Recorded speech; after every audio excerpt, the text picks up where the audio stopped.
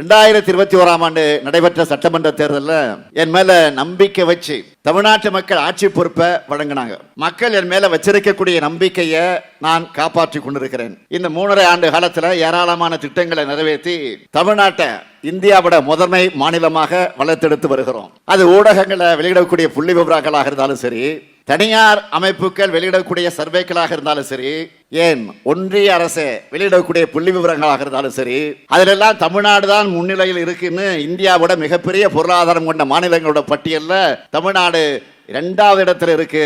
தேசிய மொத்த உள்நாட்டு உற்பத்தியில தமிழ்நாட்டுடைய பங்கு உயர்ந்திருக்கு. 2030 ஆண்டிற்குள்ளாக $1 டிரில்லியன் அமெரிக்க டாலர் பொருளாதாரத்தை அடைக்கணும்னு ஒரு மிகப்பெரிய குறிக்கோளை வச்சுக்கிட்டு நாள்தோறும் உழைச்சிக்கிட்டு இருக்கிறோம். பொருளாதார குறியீடுகள் எல்லாத்தையும் தமிழ்நாடு வளர்ச்சியை எப்படி இருக்கு?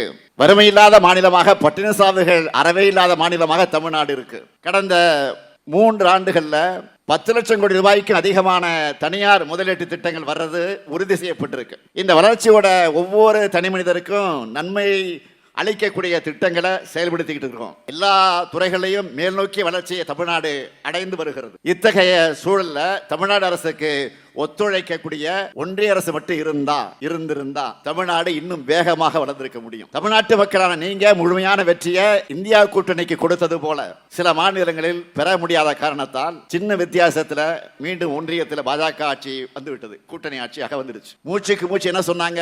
400 சீட்டு ஜெயிப்போம்னு சொன்னாங்க. இறுதியில் என்ன ஆச்சு? 240 இடங்கள் கிடைச்சது அவங்களுக்கு. கடைசியில கூட்டணி கட்சியோட தயவோட ஒரு மைனாரிட்டி அரசை தான் அமைக்க முடிந்தது.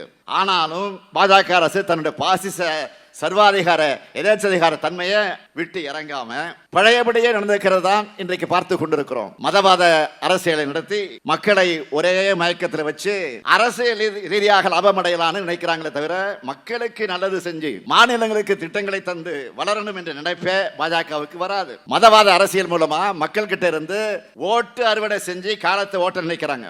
அதனாலதான் ஒன்றிய அரசின் சார்பில் ஆண்டுதோறும் வெளியிடப்படக்கூடிய நிதிநிலை அறிக்கை வெற்று அறிக்கையாக இருக்கு. ஒன்றிய நிதியமைச்சர் மாண்புமிகு நிர்மலா சீதாராமன் அவர்களால் நாடாளுமன்றத்தில் தாக்கல் செய்யப்பட்ட நிதிநிலை அறிக்கையில தமிழ்நாட்டுக்கு மட்டுமல்ல ஒட்டுமொத்த இந்தியாவுக்கு எதுவும் இல்ல. திருக்குறளை மேற்கோள் காட்டினா போதும் தமிழ்நாட்டை ஏமாத்திடான்னு நினைக்கிறாரு நிதியமைச்சராக இருக்கக்கூடிய நிர்மலா சீதாராமன் அவர்கள். இப்போ புதுசா தெலுங்கு கவிதையை மேற்கோள் காட்டுகிறார். நாடு என்றால் வெறும் மண் அல்ல, அது மக்கள் தான் என்பதை அப்பாராவை எழுதின அந்த கவிதையோட பொருள். அந்த மக்களுக்காக என்ன அறிவிச்சாங்க? எதுவும் இல்ல. தெலுங்குல ஒரு பழமொழி சொல்லுவாங்க, பேரு பெத்த பேரு தாக நீள லேதுன்னு சொல்லுவாங்க. பேரு தான் பெரிய பேரு, ஆனா குடிக்க தண்ணி கூட கொடுக்க மாட்டாங்கன்னு அதுக்கு அர்த்தம். அந்த மாதிரி தான் பேரு என்னவோ ஒன்றிய பட்ஜெட், இந்தியாவுக்கான பட்ஜெட், வளர்ச்சி பட்ஜெட், ஆனா எதுவும் அதுல இருக்காது. அனைத்து பகுதிக்குமான வளர்ச்சியை உறுதி செஞ்சிருக்கிறதா பிரதமரும் நிதியமைச்சரும் சொல்றாங்க. எல்லா பகுதியோட பேரும் இந்த பட்ஜெட்ல இடம்பெற்றிருக்கா? கொஞ்சமாச்சும் மனசாட்சியோட பதில் சொல்லுங்க. ஒன்றிய அரசினுடைய நிதிநிலை அறிக்கை என்பது அனைத்து தரப்பினரையும் ஏமாத்துகிற வகையில் அமைஞ்சிருக்கு. உழவர்கள், விவசாய பெருங்குடி மக்கள் 4 ஆண்டுகளாக போராடிக்கிட்டு இருக்காங்க. அவங்களோட முக்கியமான கோரிக்கையை குறைந்தபட்ச ஆதார விலைக்கான அறிவிப்பு இதுல இல்ல.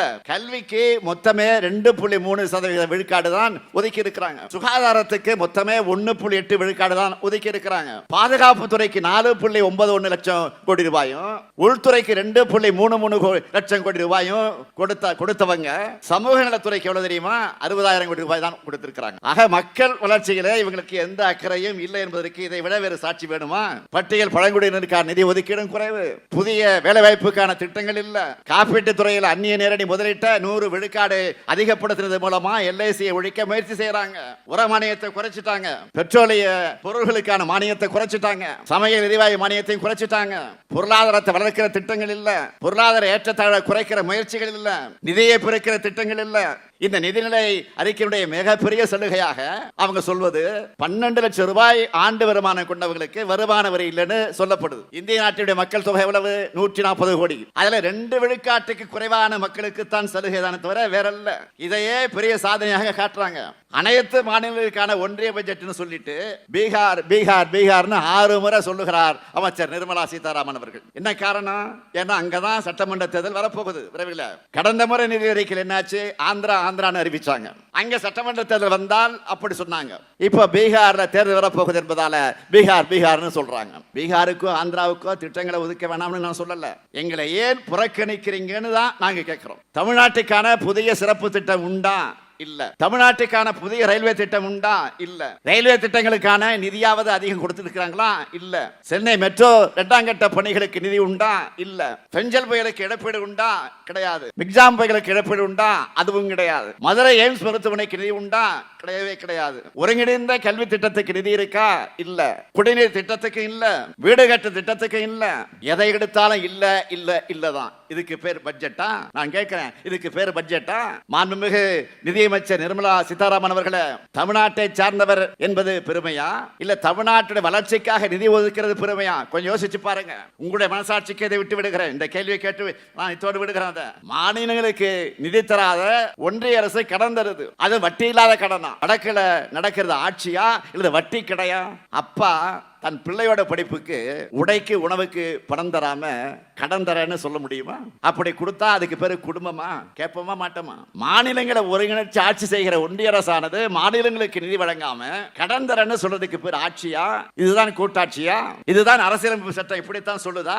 சட்டப்படி ஆட்சி செய்றீங்களா இல்ல உங்க இஷ்டப்படி ஆட்சி செய்றீங்களா? இந்திய பொருளாதாரத்துக்கு முதுகெலும்பா இருக்கக்கூடிய தமிழ்நாட்டை தொடர்ந்து வஞ்சிக்கிறதையே தமிழ்நாடுதான் பாஜகவுக்கு பிடிக்கலையா? பாஜகவுக்கு வாக்களிக்காத மக்கள் வாழ்கிற மாநிலம்னு நிதி கொடுக்க மறுக்கிறாங்க. ஒன்றிய பாஜக அரசுக்கு நான் சொல்றதெல்லாம், நீங்க நிதியை கொடுக்காம இருக்கலாம், ஆனால் நாங்க நீதியை அடையாம விட மாட்டோம். நீங்க வேணும்னா வஞ்சிக்கிறவங்களாக இருக்கலாம், ஆனா நாங்க வாழ வைக்கிறவங்க. ஒரு ஆளுநர் நீங்க அனுப்புனீங்களே RN ரவி, தமிழ்நாட்டை, தமிழ் முன்னோர்களை, தமிழ் மொழியை அவமானப்படுத்துறதே வழக்கமா வச்சுக்கிட்டு செயல்படுகிறார். ஏதோ புதிய பிலோசபியா அவரை எடுத்துக்கிட்டு இருக்கிற புது புது அர்த்தங்கள் எல்லாம் கண்டுபிடிச்சு ஏதோ சொல்லிக்கிட்டு இருக்கிறாரு. கவுண்டமணி காமெடி ஒன்று வருமே, அவர் சொல்றது இங்கே புரியாது, வீட்டுக்கு போனாதான் புரியும். அப்படிப்பட்ட கருத்துக்களை சொல்லிட்டு இருக்காரு. அந்த ஆராய்ச்சிக்குள்ள நான் போக விரும்பல. ஆனா தமிழ்நாட்டின் வளர்ச்சியை தடுக்கிற வகையில தமிழ்நாடு குறித்து தவறான எண்ணங்களை கெட்ட உள்நோக்கத்தோடு அவர் பேசிக்கிட்டு வரார். தமிழ்நாட்டில இருந்து நிறைய தொழில் நிறுவனங்கள் வெளிமாநிலத்துக்கு போறாங்கன்னு எந்த ஆதாரத்தோடு பேசுகிறார்? அப்படி போகணும் என்பதுதான் அவருடைய கெட்ட எண்ணமாக இருக்கு. தமிழ்நாட்டுடைய வளர்ச்சியை ஒன்றிய அரசின் பொருளாதார ஆய்வறிக்கையை பாராட்டுது. ஆனால் ஆளுநர் ரவியினுடைய பாராட்டு நமக்கு தேவையில்லை. ஒரு மேடையில் என்ன பேசுகிறார்? பெண்களுக்கு பாதுகாப்பான நகரமாக சென்னை இல்லைன்னு சொல்றார். அதே ஆளுநர் ரவி அவர்கள் இன்னொரு மேடையில பாதுகாப்பான நகரம்னு சொல்றாரு. இப்படி மாத்தி மாத்தி பேசுறார். பாதுகாப்பு இல்லாத மாநிலம் ஆளுநர் சொன்னத 2 நாட்களுக்கு முன்னால் தமிழ்நாட்டிற்கு சென்னைக்கு வந்த ஒன்றிய அமைச்சர் ஜோதிர் ஆதித்யா சிந்தியா அவர்களே மறுத்திருக்கிறார். சென்னையில ஒரு வர்த்தக நிகழ்ச்சியில உரையாற்றிய போது அவர் குறிப்பிட்டார். பத்திரிகைகள் தெளிவாக வந்திருக்கிறது, ஆங்கில பத்திரிகை வந்திருக்கிறது, தமிழ் பத்திரிகை வந்திருக்கிறது, தொலைக்காட்சியில் செய்தி வெளியிடப்பட்டிருக்கிறது. சென்னை மாநகரம் இந்தியாவுக்கே முன்னோடியாக திகழ்துன்னு பாராட்டி இருக்கிறார். சென்னையில் இருக்கக்கூடிய IT நிறுவனங்கள் 2,50,000 கோடி ரூபாய் அளவுக்கு வருவாயை ஈட்டுது. மோட்டார் வாகன உற்பத்தியில திருப்பரம்பதூர் நாட்டிலேயே, திருப்பரம்பதூர் என்ற அந்த ஊரில் இருக்கக்கூடிய அங்கே இருக்கக்கூடிய தொழிற்சாலையை பார்க்கிற போது நாட்டிலேயே 30 விழுக்காடு அளவுக்கு பங்கு செலுத்துது. சென்னை தான் உலகினுடைய புதிய டெட்ராய்ட் நகரமாக உருவெடுத்திருக்கு. ஆண்டுக்கு 50,000 திறமைமிக்க பொறியாளர்களை உருவாக்குது. சாலைகளும் மெட்ரோ ரயிலும் சிறப்பா இருக்கு. நகர்ப்புற வளர்ச்சியில் இந்தியாவுக்கு சென்னை தான் ரோல் மாடல். இதையெல்லாம் சொன்னவர் யார்? பாஜகவை சார்ந்த ஒன்றிய அமைச்சர் ஜோதிர் ஆதித்யா சிந்தியா அவர்கள். ஆனால் இங்க இருக்கக்கூடிய ஆளுநர் ரவி அவர்கள் மட்டமாக பேசுகிறார். அப்படின்னா அவர் என்ன கெட்டதாக இருக்கு? ஆண்டுக்கு ஒரு முறை சட்டமன்றத்துக்கு வருகிறார், அவைக்கு வருகிறார். மாநில அரசு தயாரித்து தர அறிக்கையை படிக்க வேண்டியதுதான் ஆளுநருக்கு இருக்கக்கூடிய ஒரே வேலை. அதை கூட செய்யாம முரண்டு பிடிக்கிறார். நாட்களுக்கு முன்ன நாடாளுமன்றத்தில் நம்முடைய பிரதமர் மோடி அவர்கள் உரையாற்றினார். ஆளுநர் செய்கையை கண்டிச்சு பேசி இருக்கிறார். ஒன்றிய அரசு தயாரித்து வழங்கின உரைய பிரதமர் பேசுகிறார். ஒன்றிய அரசு தயாரித்து வழங்கின உரைய மாண்புமிகு குடியரசுத் தலைவர், ஜனாதிபதி குடியரசுத் தலைவர் அவர்கள் இந்த அவையிலே வாசித்தார். அதே போல மாநில சட்டமன்றங்கள்ல அந்தந்த மாநில அரசுகள் வழங்கக்கூடிய உரைய ஆளுநர்கள் வாசிக்கிறதும் நாட்டின் மரபு. குஜராத்தில் நான் முதலமைச்சராக இருந்தப்போ, யாரு மோடி சொல்லுகிறார், குஜராத்தில் நான் முதலமைச்சராக இருந்தப்போ எங்க அரசு தயாரித்து கொடுத்த உரைய அன்றைக்கு ஒன்றியத்தில் காங்கிரஸ் கட்சியினுடைய காங்கிரஸ் ஆளுநர்கள் வாசிச்சாங்க. இதை யார் சொல்லுகிறார்? பிரதமர் அவர்கள் அடுத்த நிறுத்தமாக அவையிலே மாநில அரசுக்கு கட்டுப்பட்டு ஆளுநர் செயல்படும் என்கிற உண்மையை பிரதமர் மோடி அவர்களே ஒப்புக்கொண்டிருக்கக்கூடிய நிலையில நான் கேட்கிறேன், இதற்கு என்ன பதில் சொல்ல போகிறார் ஆளுநர் ரவி அவர்கள்? நீதிமன்றத்தில் இருக்க அந்த பிரச்சனை எல்லாம் இன்னும் ஒரு வாரத்துக்குள்ள வரும். ஏற்கனவே அவருடைய அட்டூழியங்களை, அநியாயங்களை, சர்வாதிகாரத்தெல்லாம் உச்ச நீதிமன்றத்தில் இருக்க நீதிபதி கிழிச்சிக்கிட்டு இருக்கிறாங்க. என்ன பொறுத்த வரைக்கும் கேட்டிங்கன்னா அவரே தான் தொடர்ந்து இருக்கணும். அவர் இருந்தால் தான் நமக்கு வேகம் வருது. நான் பல நேரங்கள் சொல்லியிருக்கிறேன், 2026 திமுக ஆட்சி இருக்கிற வரைக்கும் அவர் தான் இருக்கணும். அப்பதான் அது நமக்கு வசதி. அவரே நமக்கு பெரிய பிரச்சாரத்தை நடத்திக்கிட்டு இருக்கிறார். அடுத்து இன்னொருத்தர் இருக்காரு, பிஜேபி தலைவர் அண்ணாமலை. அவரும் இருக்கணும் தொடர்ந்து. 2 பேர் இருந்தால் போதும். நாம பிரச்சாரம் செய்ய வேண்டியது, அவங்களே பிரச்சாரம் செய்து நம்ம ஆட்சியை மீண்டும் மீண்டும் கொண்டு வந்து தமிழ்நாட்டில் உட்கார வச்சிருவாங்க. நான் கேட்க விரும்புவது, இவ்வளவு நடந்திருக்கு பிறகு, பிரதமர்களே சொல்லியதற்கு பிறகு நான் ஆளுநரை கேட்டுக்கொள்ள விரும்புவது, ரவி திருந்தணும், வேற எதையும் கேட்கல. நான் பிரதமரை பார்த்து கேட்க விரும்புவது, நீங்க குஜராத் முதலமைச்சராக இருந்தப்போ என்ன கேட்டீங்களோ அதைத்தானே பிரதமராக இருக்க உங்ககிட்ட நாங்கள் கேட்க தோணும். ஆளுநர் இல்ல யாரா இருந்தாலும் சரி, தமிழ்நாட்டு வளர்ச்சியை தடுக்க முடியாது. தமிழ்நாட்டில் இன்னைக்கு நம்ம செஞ்சுட்டு இருக்கக்கூடிய வளர்ச்சி யாரால் தடுக்க முடியும்? எந்த கும்பலாலும் அதை தடுக்க முடியாது. அது அவங்களுக்கும் தெரியும்.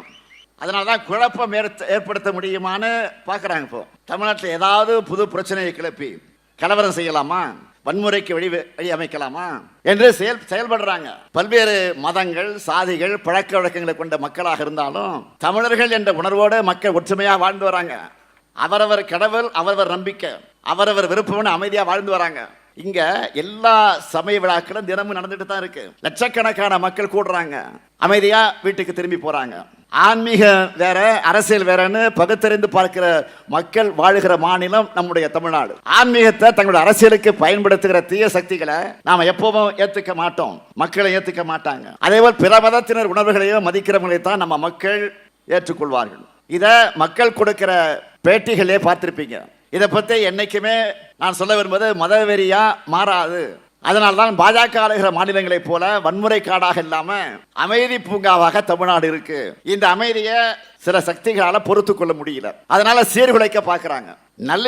நல்லிணக்கமும் நட்புணர்வும் தான் வள்ளுவத்தையும் வள்ளலாரையும் வாழ்வியல் அறநெறியாக கொண்டு வாழும் தமிழ்நாட்டினுடைய அடையாளம். அந்த நல்லிணக்கத்தை கெடுக்கிறது மூலமா தமிழ்நாட்டினுடைய வளர்ச்சியை தடுக்க நினைக்கிறவங்களுடைய எண்ணம் ஈடேறாது. தமிழ்நாட்டுக்கு நியாயமாக வர வேண்டிய நிதியை தர மாட்டீங்க, பேரிட நேரத்தில் கூட உதவி செய்ய மாட்டீங்க. ஆனால் எங்க மாநிலத்தோட அமைதியை மட்டும் கெடுக்க நினைப்பீங்களா? நீங்க ஏமாந்து தான் போவீங்க. திருந்துங்க, இல்லைன்னா திருத்தப்படுவீர்கள் எச்சரிக்கிறேன். ஒன்றிய அரசு தன்னுடைய மனப்பான்மை மாத்திக்கலன்னா மக்கள் மன்றத்தில் நாளுக்கு நாள் மரியாதையை நீங்கள் இழப்பீர்கள். கடந்த வாரத்தில் வருந்தத்தக்க 2 சம்பவங்கள் நடந்திருக்கு. உத்தரப்பிரதேச மாநிலத்தில் கும்பமேளாவுக்கு போன பக்தர்களுக்கு சரியான பாதுகாப்பு ஏற்பாடு செய்யாத காரணத்தால அந்த நெரிசல்ல சிக்கி 48 பேர் மரணம் அடைஞ்சிருக்கிறாங்க. ஆனால் 30 பேர் தான் அங்கே இறந்தாங்கன்னு பாஜக அரசு தப்பான கணக்கு சொல்லுது. ஊடகங்கள் என்ன சொல்லுது? 48 பேர் என்று சொல்லுது. இன்னும் கூடுதலாக இருக்குன்னு அந்த மாநிலத்தில் இருக்கக்கூடிய தலைவர்கள் சொல்றாங்க. ஜேசிபி இயந்திரத்தை வச்சு உடல்களை எல்லாம் அகற்றினதாக சமாஜ்வாதி கட்சியுடைய தலைவர் அகிலேஷ் யாதவ் அவர்கள் குற்றம் சாட்டி இருக்கிறார். அதை பற்றி அவர் நாடாளுமன்றத்தில் விவாதம் நடத்த வேண்டும் என்று கேட்டிருக்கிறார், அனுமதிக்கல. கும்பமேளாவுக்கு வாங்கன்னு பக்தர்கள் அழைச்சிங்களே, அவங்களுக்கு பாதுகாப்புக்கு தந்திருக்க வேண்டியது பாஜக அரசுடைய கடமை இல்லையா? உங்க மதவாத அரசியல் ஏன் மௌனம் ஆயிடுச்சு?